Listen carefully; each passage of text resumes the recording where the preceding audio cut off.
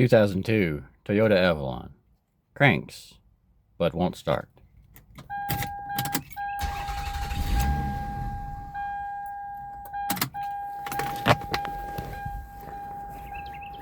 Troubleshooting is hard as there are not many answers on Google. However, someone shared this with me.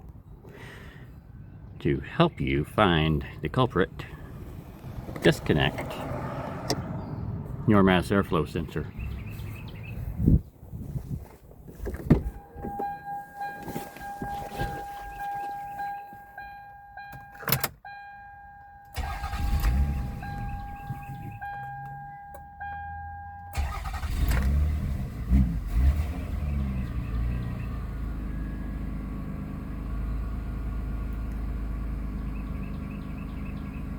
Hopefully this helps you find your problem also.